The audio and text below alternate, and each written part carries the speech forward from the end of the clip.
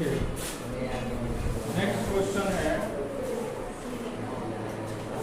भक्ति आंदोलन के क्या था?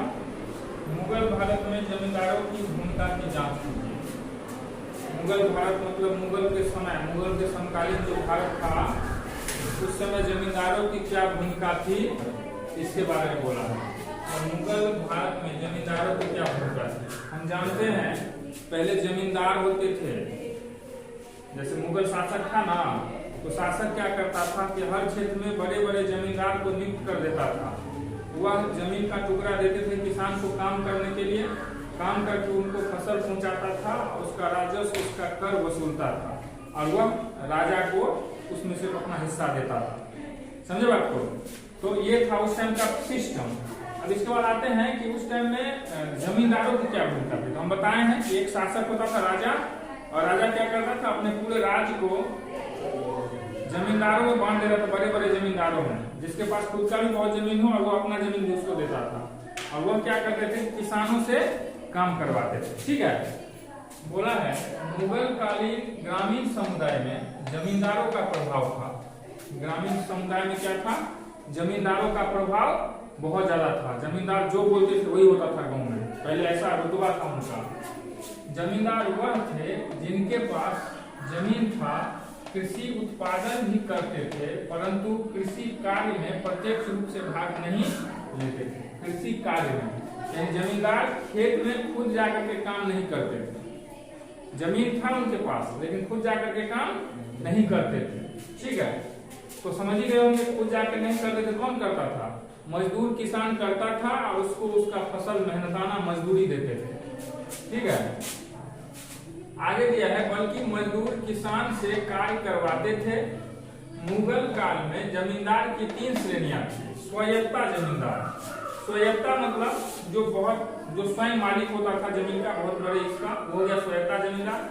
मध्यवर्ती जमींदार का मतलब हो गया जो मध्य श्रेणी के जमींदार थे, और प्राथमिक जमींदार मतलब जो छोटे छोटे जमींदार होते थे। ठीक है, जमींदार का मुख्य कार्य राजस्व वसूलना, कृषि उत्पादन को प्रोत्साहन देना था। जमींदार का काम क्या था? राजस्व मतलब कर जो होता था जमीन कृषि पर, वह वसूल करके और कृषि उत्पादन को प्रोत्साहन देना, यानी कृषि का जितना ज्यादा उत्पादन हो इसके लिए वह काम करते थे। आवश्यकता अनुसार शांति स्थापना, और यह राज्य को सैनिक सेवा भी देते थे।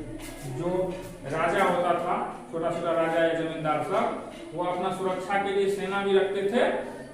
पैदल सेना होता था, घुड़सवार होता था, कहीं कोई उपद्रव हुआ, कृषि को क्षति पहुंचा रहा है या कोई जानवर का हमला हो गया, समझे, उस समय वो मदद भी करते थे। जमींदार की वृद्धि की वजह थी उनकी विस्तृत निजी जमीन। उसके वृद्धि का मुख्य कारण क्या था कि पहले सारा जमीन जमींदारों के हाथ में होता था। उसका थोड़ा मोड़ा लक्षण अभी भी गाँव में है।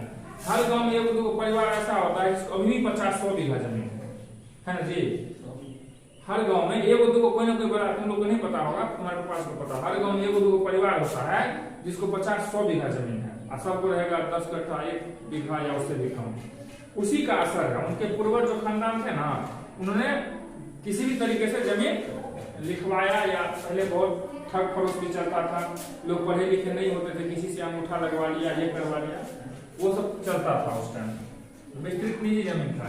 इन जमींदारों के जमीन पर कृषक मजदूर कृषि का कार्य करते थे। ये जमींदार मर्जी अनुसार जमीन क्रय विक्रय कर सकते थे।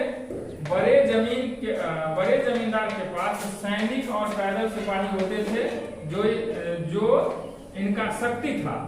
जमींदार गरीब किसान वर्ग का काफी शोषण भी करते थे। ठीक है, ऐसा होता था कि पहले जो बड़े बड़े जमींदार था ना, वो गरीबों का शोषण भी करते थे। काम करवा लिया, उसको पैसा नहीं दिया, उसके बदले नहीं दिया, कर जितना राजा बोलता था उससे ज्यादा वसूल लेते थे।